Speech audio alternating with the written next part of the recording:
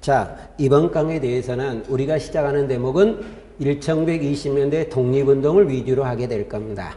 자, 그런데 이 앞전 시간에 우리가 공부했던 게 3.1운동과 대한민국 임시정부라고 이야기를 했습니다. 3.1운동은 일반적으로 포괄적으로 내는 문제고요. 대한민국 임시정부는 1923년에 나왔던 국민대표회의를 중심으로 하시면 될 겁니다. 그러면서 포괄적 문제도 나오긴 합니다. 자, 그러면 이번 강의에서 시작하는 게 제3장 무장 독립운동의 전개라고 이야기를 하는데 이게 1920년대 우리나라 독립운동에 관한 내용입니다. 그러면 01번 민족주의 세력과 사회주의 세력 간의 갈등이라고 이야기를 합니다. 자, 칠판을 보면서 수업하도록 합니다. 01번이라고 이야기를 하게 되는데 1920년대 즉 우리나라 3.1운동 이후 때 우리나라의 민족운동은 어떻게 등장하고 있었느냐. 그러면 3.1운동 이전에 우리나라 민족운동으로서 민족주의 계열의 독립운동이 이전에도 있었어요. 그러던 것이 20년대 3.1운동 이후에도 여전히 등장하고 있습니다. 그리고 3.1운동 이후 때 우리나라에 처음으로 등장한 계열이 하나가 나오기 시작을 합니다. 이게 뭐냐면 사회주의 계열이라고 이야기를 하는데 실제로 사회주의는 3.1운동 이전에도 있었던 운동이지만 일반적으로 교재상으로는 3.1운동 이후라고 보시면 될 겁니다. 그래서 자, 1920년대라고 이야기를 하는 3.1운동 이후 때는 민족주의와 사회주의 계열이 두 개가 나오게 되는데 이 민족주의는 1910년대도 그랬지만 실력 양성 운동을 중심으로 하게 됩니다.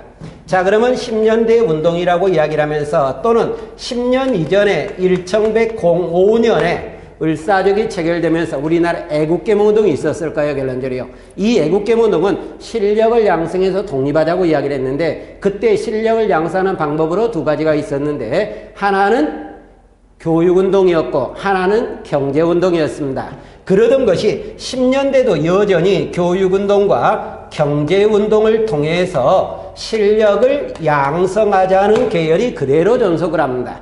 그러다가 3.1운동 이후 때도 여전히 우리나라 민족주의에서는 실력 양성운동을 중심으로 하는 민족주의 계열이 등장하고 있어요. 결론적으로요. 그러다가 이 민족주의 중에 한 사람이었던 춘원 이광수가 등장하게 됩니다. 이광수가 등장하면서 1922년에 발표했던 글이 민족개조론이란 글이 옆에 날개에 있고요. 24년에 발표했던 것이 뭐냐? 민족적 경륜이라고 이야기를 하는데 이것도 옆에 날개에 있습니다. 먼저 민족개조론에 있던 네모 1번을 위에 줄만 보도록 하겠습니다. 어떻게 하면 우리 민족을 행복과 번영으로 인도할 것인가? 민족성을 개조해야 한다. 결론은 우리가 행복해지기 위해서는 민족을 개조한다. 이게 민족 개조론을 이야기하는 거예요. 그러면 네모 2번 24년에 발표했던 글인데 제일로 마지막적으로 내려갑니다. 자, 우리는 조선 내에서 허락하는 범위 내에서 일대 정책 결사를 조직해야 한다는 것이 우리의 주장이다. 일부 조선 내에서 허용되는 범위에서 활동하라는 이야기예요. 이게 우리가 뭐라고 이야기를 하면 민족적 경륜이라고 이야기를 하고 또는 자치론이라고도 이야기를 하게 됩니다. 그러면 이 춘원 이광수가 이야기했던 24년 글이 중심이 되는데 민족적 경륜이라고 이야기를 하는 거예요. 그러면 이 민족적 경륜은 일본은 우리나라 지배를 인정한다 안 한다 하면서 독립을 하자는 거예요. 결론적으로요.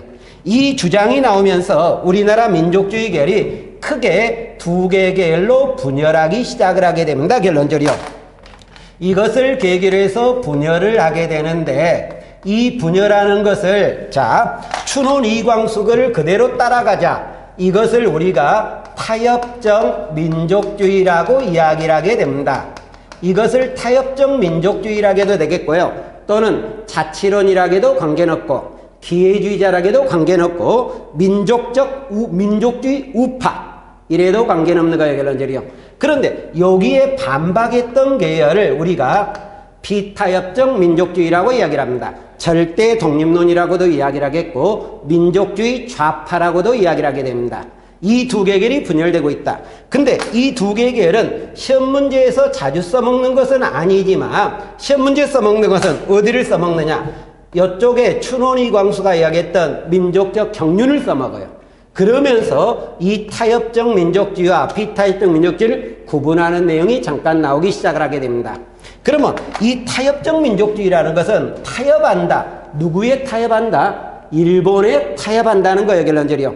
그래서 이 타협적 민족주의는 우리나라가 일본의 지배를 받는 것은 우리나라 잘못에 있다. 일본의 잘못이 있는 게 아니에요, 결론적으로. 우리나라 잘못에 있다.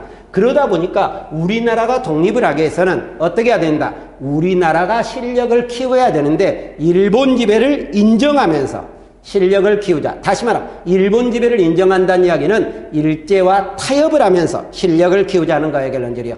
그 실력을 키우는 방법도 교육과 경제 쪽은 똑같습니다, 결론적으로. 이러면서 나왔던 타협적 민족주의의 가장 대표적인 사람이 춘원 이광수라든가 또는 최린이라는 사람이 등장합니다. 최린이라는 사람도 차치론을 주장했던 사람으로 우리가 볼 수 있는 거예요, 결론적으로. 그런데 이쪽에 나왔던 비타협적 민족주의라고 이야기를 합니다. 이것을 우리가 민족주의 좌파라든가 또는 절대 독립론이라고 이야기를 하는데 이쪽은 타협적 민족주의에 대한 비판을 하는 거예요, 결론적으로. 그러면서 일본 지배를 인정한다 안 한다? 안 하는 거가 되겠죠. 단 독립하는 방법은 여기도 뭐냐면 실력 양성론이에요. 그래서 경제라든가 교육을 통해서 독립을 하자, 이렇게 우리가 등장합니다. 그런데 이 타협적 민족주의는 나중에 사회주의와 연계성을 띠기 시작을 해요. 그래서 신간회를 구성을 하기 시작을 하고 있다, 이렇게 우리가 등장하게 됩니다. 이때 타협적 민족주의의 가장 대표인 사람으로 이상제라든가 안재홍이라는 사람이 등장하고 있었다, 이렇게 나오는 민족주의 분열 형태를 이야기했어요. 그러면 우리나라 사회주의라고 이야기를 하는데 이 사회주의가 등장하는 배경으로 이야기를 하면 어떤 배경이 등장하느냐? 자, 그러면 1117년에 러시아에서 혁명이 등장하게 됩니다. 이 러시아에서 혁명이 등장하면서 레닌이라는 사람이 뭐라고 이야기를 하느냐? 약소민족의 독립운동을 지원하겠다, 이렇게 우리가 등장하게 됩니다. 독립운동 지원을 약속하게 되는 거예요. 그러다 보니까 우리나라에서 어떤 얘기 나오겠습니까? 이 레닌이란 아저씨의 말은 굉장히 긍정적이잖아요, 결론적으로. 그러다 보니까 이 레닌의 사회주의를 공부하는 계열이 등장해요. 그러나 이것은 다른 나라에서 나온 거기 때문에 우리나라 내적으로 먼저 시작하는 게 아니라 외부에서 먼저 들어오기 시작을 합니다. 그래서 해외 독립운동가라든가 일본에 있었던 유학생들이 여기에 관심을 갖기 시작을 하겠고, 이러면서 단체에도 커다란 영향을 끼치기 시작을 합니다. 그러면서 이것이 우리나라 독립운동으로 발전해요. 그래서 항일 민족운동으로 발전하고 있었다. 그런데 여기서 잠깐, 여기 이쪽에 쓰여있던 사회주의의 가장 큰 목표는 전 세계의 사회주의화입니다. 그런데 비해서 민족주의의 가장 큰 목표는 뭐라고 하냐? 우리나라 독립입니다. 그러면 목적이 어떻게 된다? 양측이 다르다는 이야기죠, 결론적으로. 그래서 이 두 쪽이 갈등을 하기 시작을 하게 됩니다. 이 갈등을 하는데 이것을 극복하는 게 독립운동에 꽤나 도움이 되는 거잖아요, 결론적으로. 그 극복에서 만들어진 단체가 나중에 이야기를 하겠지만 이 비타협적 민족주의와 이 사회주의가 연계해서 나왔던 1927년의 단체, 뭐가 나온다? 신간회가 등장하고 있었다. 그래서 좌익과 우익이 연합한 단체를 우리가 교재에서는 뭐라고 이야기를 하냐? 민족유일당운동의 단체라고 이야기를 하게 됩니다. 이러면서 나왔던 신간회가 구성되는 과정까지 이야기하고 있다. 이게 01번이에요, 결론적으로. 그러면 02번 3.1운동 이때 국내의 무장항일 투쟁이라고 이야기를 합니다. 자, 그러면 이것은 우리가 전에 이야기했던 3.1운동의 한계점을 잠깐 보도록 하게 됩니다. 자, 1119년 우리나라에서 전민족의 독립운동 뭐가 나오게 됩니까? 3.1운동이 등장하게 될 거예요, 결론적으로. 그러면 이 3.1운동은 결론은 우리나라 독립운동이었지만 나름대로 한계점을 도출한다 그랬습니다. 한계점이 크게 두 가지라 그랬는데 3.1운동은 비조직적이라 그랬어요. 그 비조직적인 운동이었고 또 하나 운동이 평화적 운동이라고 이야기를 했습니다. 이러면서 3.1운동은 정말 독립을 요청했지만 일본이 독립을 시켜주지 않을 거예요, 결론적으로. 그러다 보니까 이 운동이 변화를 한다 그랬습니다. 이 성격이. 그래서 비조직적인 걸 극복하기 위해서 우리나라에서 무슨 운동이 나오고 있다? 조직적인 독립운동이 나온다 그랬고, 이러면서 나왔던 정부가 임시정부가 등장한다 그랬습니다. 그런데 이 임시정부는 자, 연해주에서 나왔던 대한국민회의가 등장하고 있었을 거예요. 국내에서 한성정부가 등장했을 거고 상하이에서 대한민국 임시정부가 등장했을 겁니다. 근데 이것을 통합한 게 결론은 뭐였습니까? 대한민국 임시정부였죠. 근데 이 앞전 시간에 이야기를 드렸어요, 결론적으로.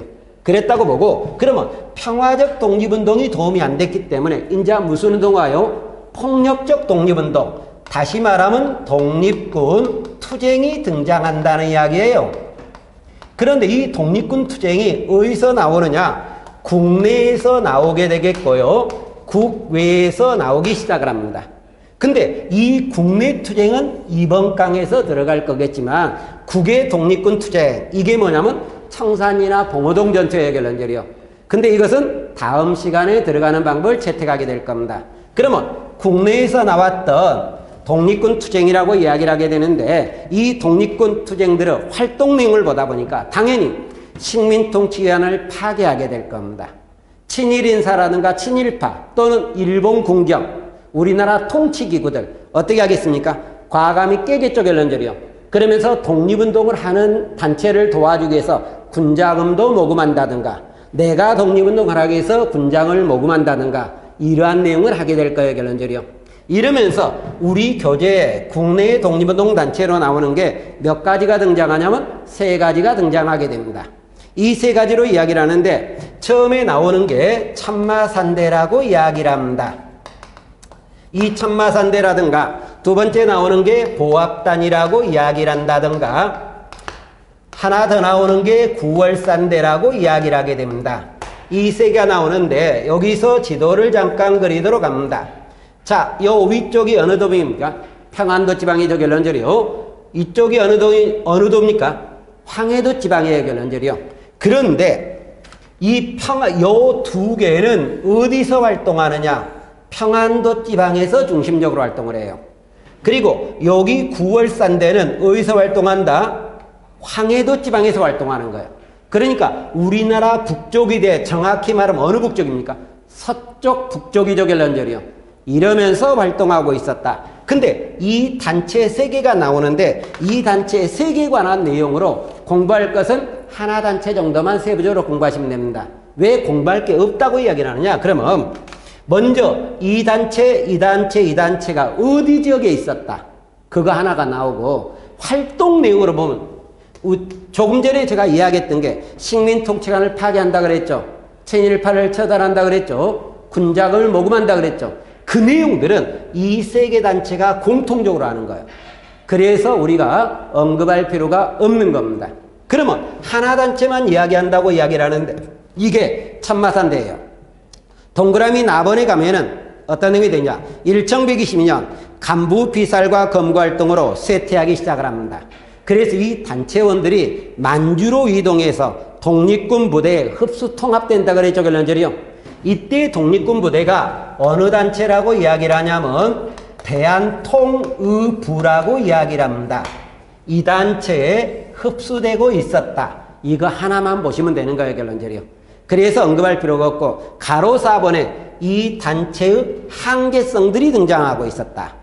한계성이라는 게 인적 구성이 한쪽에 치우쳐 있죠, 결론적이요. 조직도 크지 않다는 이야기예요. 조직이 열세하고 있었고 한만 국경지대였던 서북지방 한쪽 지방에 치우쳤다. 이러한 것들이 이 단체의 한계점으로 우리가 등장하고 있다. 이렇게 나오겠고 그러면 이제 국내에 독립군 투쟁은 아니지만 나왔던 학생운동이 등장하게 됩니다. 그러면 03으로 나오는 게 무슨 운동? 뒤로 갑니다. 03으로 나오는 게 60만세 운동이라고 이야기를 하게 됩니다. 60만세 운동은 몇 년에 나오는 운동이냐면 26년에 나오는 운동입니다. 좀 더 뒤로 가겠습니다. 이것과 다음 단원에서 나오게 되는 게 29년에 나왔던 광주 학생운동이 등장하고 있어요. 그래서 이쪽에 광주 학생운동이 등장하고 있었다. 이게 29년이에요. 근데 여러분 교재상으로 이야기를 하면 이것 설명하고 그 다음에 이것 설명해야 될 겁니다. 그러나 여러분은 시험 공부할 때 어떻게 공부하느냐? 이 두 개를 구분해서 공부하셔야 됩니다. 학생운동이지만 구분한다. 이것을 꼭 머릿속에 넣으시는데, 그러면 일제강점기에 우리나라 학생운동으로 나온 게 이것과 이것과 하나 더 나오는 게 1919년에 나왔던 무슨 운동이 있습니까? 3.1운동이 있어요, 결론적으로. 그러다 보니까 이 세 개도 같이 구분해야 된다는 문제가 나옵니다. 그래서 옆에 날개 쪽에 3.1운동 때 발표했던 선언문, 그러나 중심적으로 언급이 되는 것은 제가 기미독립선언문은 전반부가 중요한 게 아니라 한국사는 어디라 그랬습니까? 마지막에 언급이 되고 있는 만해 한용운이가 썼던 공약 3장이 나오는데 거기 써진 게 공약 3장입니다. 그쪽을 공부하시고, 그 두 번째로 언급이 되는 게 26년에 나왔던 60만세 운동의 경문이 나오고 있어요. 밑으로 가니까 광주 학생운동 29년의 경문이 나와 있습니다. 이 두 개를 구분하는데, 자, 그러면 이 두 개는 어떤 운동이라고 이야기를 하느냐? 그러면 학생들이 어쨌든 운동이다. 참여했던 운동입니다. 학생들이 참여했던 운동이란 이야기예요. 3.1운동도 학생이 참여했어요. 그러나 이쪽과 이쪽 운동은 중심이 됐던 운동이고, 여기는 중심보다는 참여라고 보는 게 일반적입니다. 결론적으로. 이렇게 나오겠고, 그 다음에 학생만 참여한 게 아니라 어느 정도 사회주의 계열도 어느 정도 동참하고 있다는 이야기입니다. 여기는 사회주의 계열이 하긴 했지만 사전에 발각이 되고, 이쪽은 사회주의 성향 사람이 꽤 많은 지원도 하고 있었던 운동이에요. 그러면서 또 하나 식민지 차별교육에 반대한 운동입니다. 결론적으로요. 식민지 차별교육에 반대한 운동이란 또 하나 공통점을 가지고 있었다. 이렇게 우리가 등장하게 됩니다. 그러면 먼저 60만세 운동을 들어가도록 합시다. 결론적으로요. 우리가 60만세 운동이 나오는 배경으로 보면은 제일로 먼저 우리가 생각할 게 어느 왕이 죽었다? 순종이 서거하기 시작을 합니다. 순종이 죽게 된다. 26년에 죽어요. 근데 고종이 죽어서 나왔던 운동은 뭡니까? 3.1운동이고 순종이 죽어서 나왔던 운동은 60만세 운동이라고 이야기를 하게 됩니다. 그리고 두 번째, 일본의 경제적 수탈이 등장하겠고, 자, 교육에서 무엇을 합니까? 차별하게 돼 있죠. 결론적으로 차별적 교육에 반대한다. 이게 두 번째 이유로 등장합니다. 세 번째 배경으로 나오는 게 사회주의 세력이 어떻게 되고 있다? 커지고 있었던 것을 배경으로 하고 있었다. 이렇게 우리가 등장하면서 이 60만세 운동을 이끌게 되는데, 자, 60만세 운동은 어떤 계열이 있거든요? 그러면 천도교 계열이 주도하면서 여기에 어느 계열도 참여한다? 사회주의 계열도 참여하게 됩니다. 그 당시 권오설이가 참여한다고 이야기를 하는데 이것은 사전에 발각은 됩니다. 이렇게 해서 천도교와 사회주의 계열 이렇게 쓰는 교재도 있지만 이쪽에다가 하나 더 쓰는 교재도 있습니다. 학생들이 여기다 쓰는 경우도 있어요. 결론적으로. 그런데 이 학생들과 관계되면서 이 운동을 이끌어가는데 중심이 됐던 단체를 하나 꼭 머릿속에 넣으셔야 됩니다. 조선학생과학연구회라는 게 밑에 있을 거예요. 이 조선학생과학연구회가 나오면은 무조건 어느 운동이다? 60만세 운동이라는 것을 꼭 넣으셔야 됩니다. 조금 이따 이야기를 하겠지만 광주학생운동은 학생들의 단체였던 성진회가 나옵니다. 그래서 조선학생과학연구회는 60만세 운동, 성진회는 어디 운동? 광주 학생운동이라고 이야기를 하는 거예요. 이렇게 계획하고 있는데 이때 사회주의 계열이 경문을 발표하고 있는데 권오설을 중심으로 하면서 이 사회주의 계열은 사전에 발각이 돼버립니다. 그래서 사회주의 계열을 우리가 참여했다고도 이야기를 하지만 좀 난감한 대목도 등장하고 있었다. 이렇게 나옵니다. 그러면서 순종이 죽었는데 순종의 인산행렬을 따라가는 운동이에요.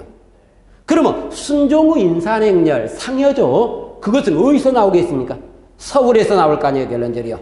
그래서 이 60만세 운동은 어디서 나왔던 운동이냐면 서울에서 나왔던 운동입니다. 결론적으로. 그런데 일본이 이것을 가만 놔둘 거예요? 탄압하겠죠. 결론적으로. 그래서 이 서울에서 나왔던 운동인데 일본 총독부의 탄압으로 이 운동은 실패로 끝나버린 운동이라고 이야기를 합니다. 그러면서 우위가 등장하는데 잠깐 주장을 먼저 봅시다. 일본 제국지를 타도한다든가 토지는 농민에게란 말이 있죠. 그리고 8시간 노동제가 나오죠. 잠깐 일본 제국지 타도는 독립운동이라는 이야기는 돼요. 근데 토지는 농민에게 8시간 노동제 토지는 농민에게란 이야기는 어떤 말을 띠게 되는 겁니까? 우리가 노동운동이죠. 8시간 노동제, 노동운동이죠. 토지는 농민운동이에요, 결론적으로요. 그래서 이쪽에서 이야기했던 60만 세 운동의 주장 내용에는 농민운동과 노동운동의 주장이 어느 정도 가미되고 있다는 거예요.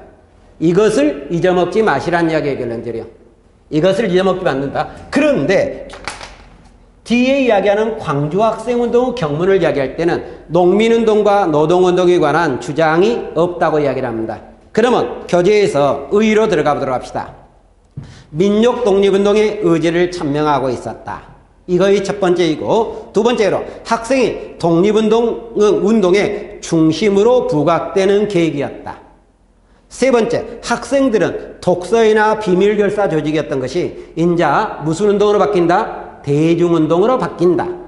이렇게 나오겠고, 네 번째, 사회주의 계열과 민족주의를 연계하는 계기를 마련한다. 잠깐 여기서 그러면 사회주의와 민족주의 연계라고 이야기를 할 때 가장 대변적인 단체가 어느 단체라고 하냐면 1927년 신간회라고 이야기를 합니다. 자, 그러면 이 신간회는 우리나라에서 몇 년부터 몇 년까지 존속하느냐? 27년부터 31년까지 존속한 단체. 자, 여기서 잘 보시기 바랍니다. 시험 문제입니다. 신간회 요 60만 세 운동이 몇 년?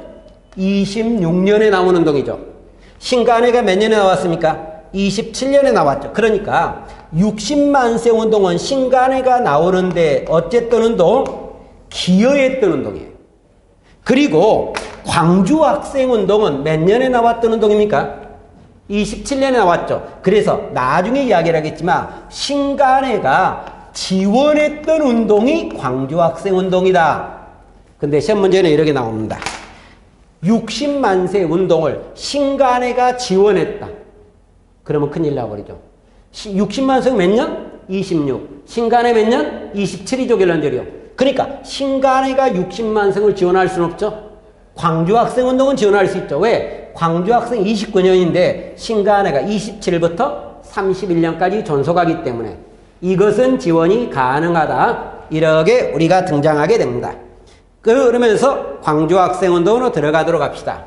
그러면 광주 학생운동은 우리가 29년에 나왔던 학생들의 독립운동이라고 이야기를 하게 됩니다. 그러면 이것이 나오게 되는 20년 광주 학생회 때 독립운동은 자, 항일 결사를 조직하면서 독립운동을 하던 형태입니다. 그러면서 이번에 활동을 보다 보니까 광주청 학생들은 단체를 만들죠. 성진회나 뭘 만든다? 독서회를 만들면서 활동을 하고 있었고, 독립의 정치라든가 식민지 교육 반대라든가 언론, 출판, 집회, 결사라 그랬죠. 잠깐 여기서. 자, 조금 전에 이런 이야기를 했습니다. 조선학생 과학연구회는 어디 운동과 관계된다? 60이라 그랬죠. 근데 광주 학생운동과 관계되는 학생들의 단체는 뭐라 그랬습니까? 성진회라 그랬죠. 잊어먹지 않기를 바랍니다. 자, 그러면 광주 학생운동 들어갑니다. 이 광주 학생운동은 무엇을 원인으로 하고 있었느냐, 이렇게 우리가 등장하게 되는데, 이 광주 학생운동은 자, 나주에서 어디를 통학합니까? 광주를 통학한 열차 안에서 한국인 여학생을 어떻게 합니까? 희롱한 사건이라고 이야기를 하게 돼 있죠. 그래서 여학생 희롱 사건이 하나 배경이 돼요. 결론적으로요. 가장 직접적 배경이 여학생 희롱 사건이라고 이야기를 해요.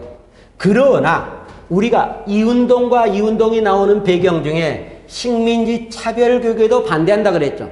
그러니까 당연히 식민지 차별교육에도 등장할 겁니다. 이것도 배경이 될 거예요. 결론적으로요. 그러면서 이 운동은 어디서 시작을 하느냐? 광주에서 시작을 해서 이게 어디까지 가냐면 전국으로 확산되기 시작을 합니다. 그러면 광주에서 전국으로 확산되는데 일본 입장은 어떻게 할까요? 야, 너 두드려 맞아 이럴 거 아니에요, 결론적으로. 그래서 일본은 탄압을 합니다. 이 탄압하는 과정에 이 신간회가 무엇을 한다? 지원하는 거예요. 이 지원하는 게 두 가지가 있습니다. 우리 교재에 가면은 조사단을 파견한다고 이야기해요. 이 조사단을 파견하고 서울에서 군중보고대회라고도 이야기를 하고 민중보고대회라고도 이야기를 합니다. 이것을 개최하려고 하고 있어요.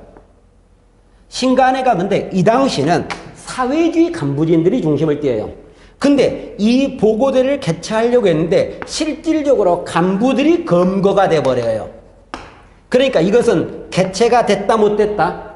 못되고 말았던 운동입니다. 그런데 잠깐 이 운동이 광주에서 시작해서 어디까지 갔던 운동이다? 전국까지 갔고 해외에서까지 나와요. 근데 이 운동에 의의가 하나가 있습니다. 3.1운동일 때 우리나라 최대의 독립운동이라는 이야기. 잠깐 앞으로 잠깐 갑시다. 여기 3.1운동 어디서 시작했던 운동이에요? 서울에서 시작해서 전국으로 갔죠. 근데 60만 세는 어디에서? 서울에서만. 광주학생운동은 광주에서 시작해 전국으로 갔죠, 결론적이요. 그래서 3.1운동일 때 우리나라 최대의 독립운동이라고 이야기를 하고 있다. 이 말이 우리가 등장하게 됩니다. 자, 그러면 이러면서 의의가 등장하게 되는데 의의와 관계되면서 학생운동이 소국적인 동맹유학에서 가두시 형태로 바뀌고 있었다. 그 다음에 일본의 식민통치를 부정하면서 독립운동을 하고 있었다. 3.1운동일 때 무슨 운동? 최대의 독립운동이었다. 이렇게 우리가 끌어가고 있네요, 결론적으로. 그러면 여기서 잠깐 60만 세 운동과 광주 학생은 사료를 잠깐 보도록 하겠습니다. 60만 세 운동. 날개 쪽에 가다 보니까 네모 1번, 네모 2번, 네모 3번이 있습니다. 네모 2번. 첫 번째, 마음껏 통곡하고 복상하자. 복상에 대해 꼭 체크해 두시기 바랍니다. 우리가 시험 문제를 보면 복상이란 단어가 나올 때는 무조건 뭐로 본다? 60만 세 운동으로 봐달라는 이야기의 결론적이요. 이러면서 우리가 등장하고 있다. 네모 3번. 중간 정도에 가다 보니까 그것은 이척의 죽음이라 그랬죠. 이 이척이 뭐냐면 순종을 이야기하고 있다. 이렇게 우리가 권합니다. 광주 학생의 경문입니다. 여학생 희롱사건이라 그랬죠. 네모 1번에 가다 보니까 중간 정도. 우리 여학생을 희롱하였으니 이 말이 있을 거예요. 사료에 우리 여학생 이것 체크해두면 되겠고, 네모 2번 밑으로 내려갑니다. 밑 끝에 정도 있어요. 엄밀히 취재한 결과 순수한 학생운동이 아니라 배후에 신간회 소속원들이 포함되어 있음을 밝혀냈다고 하였다. 잠깐, 학생운동에 누가 들어갔다? 신간회가 들어갔죠. 광주학생운동 맞잖아요, 결론적이요. 네모 3번. 지난 11월 3일 조선인 학생과 일본인 학생 사이에 충돌이 일어나 희생자발. 그러면 일본 학생과 조선 학생과 충돌 나온 사건이죠. 그래서 이것도 뭐다? 광주학생운동에 관한 내용이었다. 이렇게 우리가 추정하게 됩니다. 자, 그래서 60만 세 운동과 광주학생운동을 꼭 구분해 주시기 바란다는 이야기입니다. 결론적이요. 자, 이렇게 나오게 되겠고, 그 다음에 나오는 게 의열단과 애국단에 관한 내용인데, 자, 칠판을 옮겨서 이야기하도록 하겠습니다. 결론적이요. 자, 그러면 의열단과 애국단이라고 이야기를 하는데, 이것은 투쟁론과 관련되는 의열투쟁을 이야기합니다. 근데 의열단과 애국단 문제도 어느 정도 나오기 시작을 합니다. 어느 정도 나오는데 꼭 공부할 방법.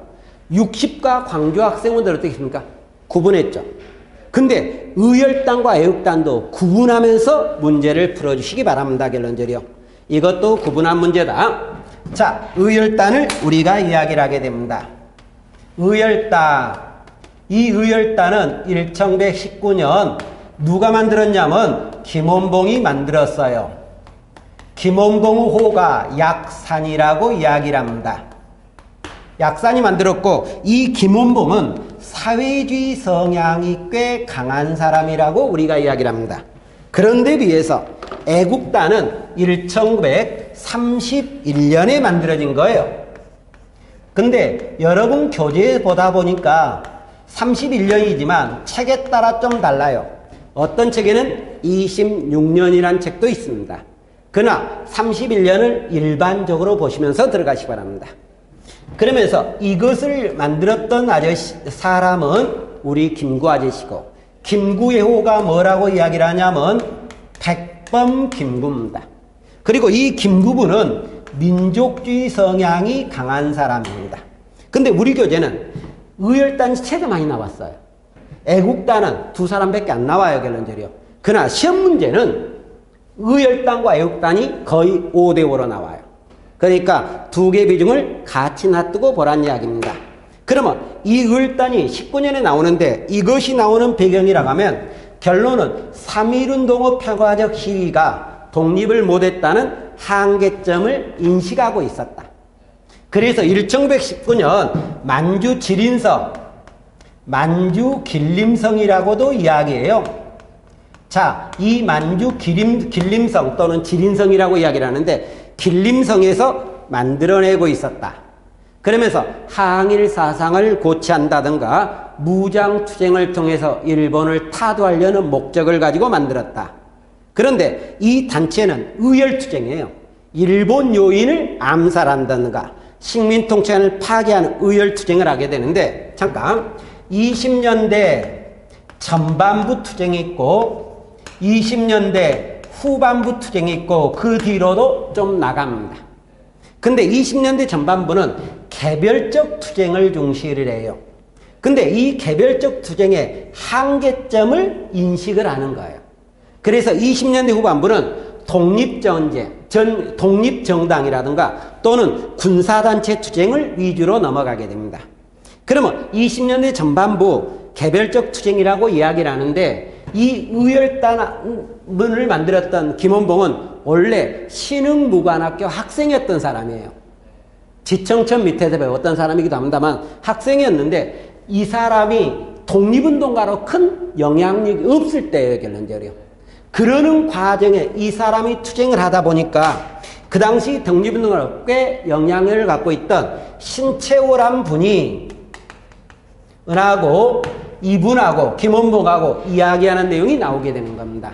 그러면서 신채호가 1923년에 써준 글이 있어요. 이 써준 글을 뭐라고 이야기를 하냐면 조선혁명선언이란 글을 써주게 됩니다. 이 조선혁명선언이라는 글을 써주는데 잠깐 옆에 날개 의열단이라는 사료에 2번에 있습니다. 이게 조선혁명선언 글인데 잘 보셔야 됩니다. 여기서 가장 중요한 말은 강도 일본 또는 일본 강도 또는 혁명 이 단어가 반복이 됩니다. 그 단어가 나오면은 자, 시험 문제를 끌어가는 방법을 취합니다. 이 글이 나왔을 때 문제 내는 방법은 2개밖에 없어요. 이 글을 쓴 사람과 관련되면은 누구다? 신채호고 이 글과 관련되는 단체라고 하면 어디로 가겠습니까? 의열단이죠. 근데 이 조선혁명선언이 의열단의 행동강령이 된 거다. 행동강령이 된 거다. 그러면서 20년째 전반 활동을 보면 박재혁이 나온다. 박재혁 부산경찰서 폭발했죠. 김익상이 나오는데 조선총독부, 김상욱은 종로경찰서, 나석주가 나오게 돼 있죠. 근데 나석주는 보셔야 됩니다. 동양척식 주식회사라든가 식산응업에 폭탄을 던졌던 사람이었다. 이것은 보셔야 됩니다. 나석주는 의열단에서 제일로 자주 나온 사람이에요. 그러다가 문제점을 인식하면서 20년대 후반에 독립정당 또는 독립정당 군사단체의 필요성을 느끼게 되면서 이 사람이 어디로 가느냐? 광저우에는 중국의 요즘으로 이야기하면 육사가 있어요. 황포군관학교라는 황포라게도 되겠고 잠깐 황포군관학교라고 쓰는 교재가 있는가 하면은 중국어 거예요. 또는 황포군관학교 이렇게 쓰는 경우도 있습니다. 여기에 가서 군사훈련을 배워요. 근데 배울 때 어떤 사람을 중심으로 의열단 중심으로 배운다는 거예요. 결론적으로 이 중심으로 배웠다. 이 배웠다 가지고 어떻게 되냐? 나름대로 어느 정도 군사력을 키웁니다. 군사력을 키워서 30년대, 32년인데, 자, 30년대로 들어갑니다. 이 사람이 어디로 오느냐? 난징으로 돌아오게 됩니다. 그러면서 조선혁명 간부학교를 만들기 시작을 합니다.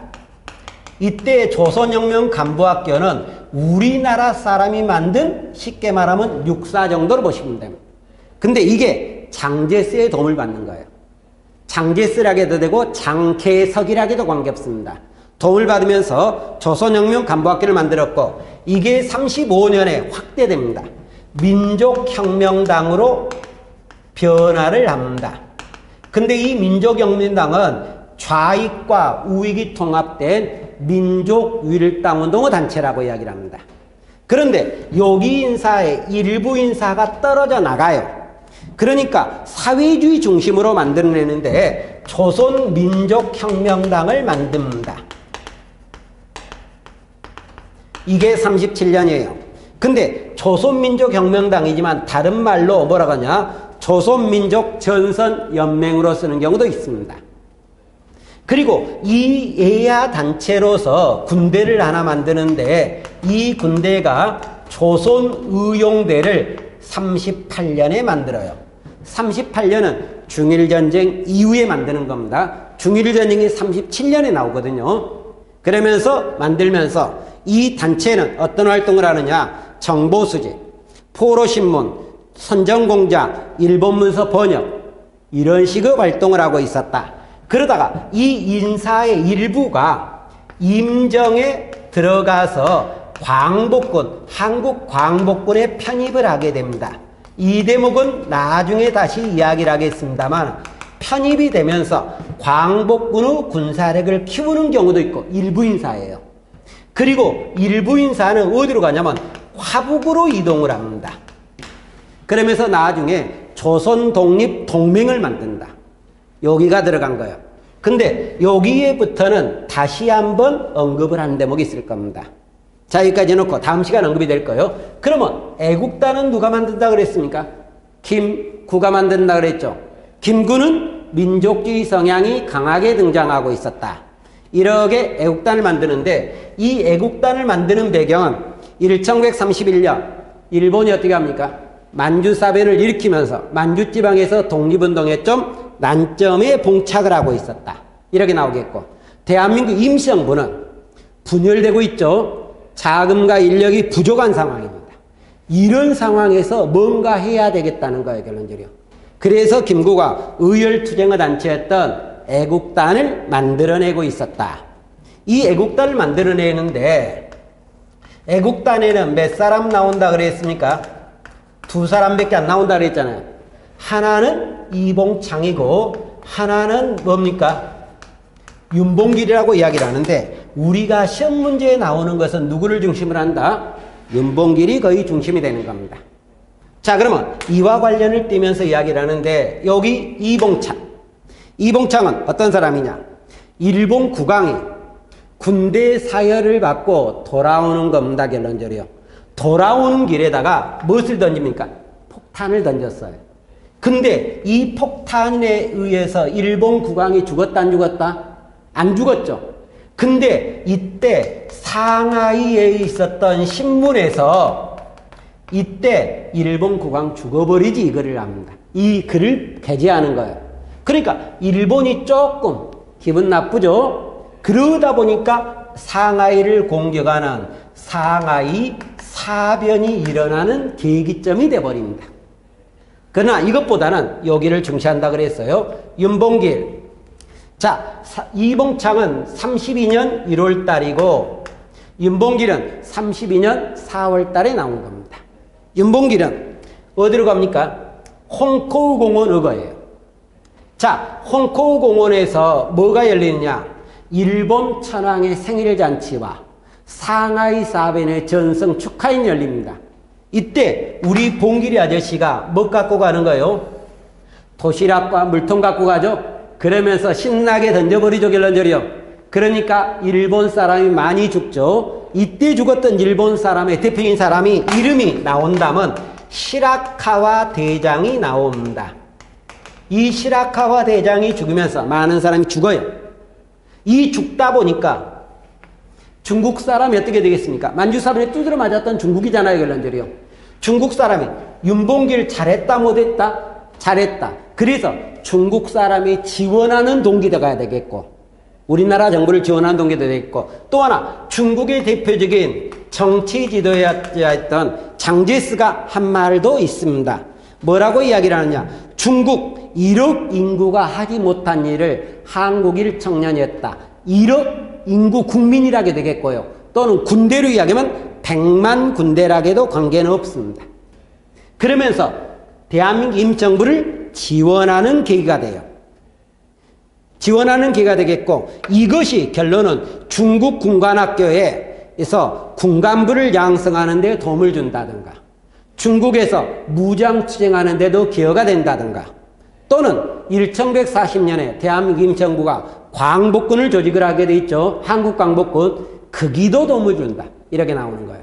여기까지 해놓고 개별투쟁으로 강우구가 나오는데 사이토 총독 마체에다 폭탄을 신나게 던졌고요. 그 다음에 조명화가 나오는데 타유증 의거라고 이야기를 하는데 일본 국왕의 장인을 칼로 찌른 사건입니다. 결론적으로. 이러면서 우리가 등장했던 내용이 나오고 있다. 그러면 이번 강에서 우리가 수업했던 내용을 보면은 어떤 내용이 있다. 민족주의가 두 개로 나눠진다 그랬죠. 사회주의가 분열된다. 근데 민족주의 두 개 나눠진 게 뭐라고 그랬습니까? 타협적 민족주의와 비타협. 참고만 하시고 다음에 나오는 게 60만 세운동과 광주 학생을 어떻게 한다? 학생운동으로 구분한다. 그리고 이쪽에 가면 의열단 원봉이 것과 애국단 김국 것을 구분한다. 애국단에서는 거의 누구를 문제로 한다? 윤봉길을 문제로 한다. 여기에 신경을 써두시면 될 것 같습니다. 이번 강 고생하셨습니다.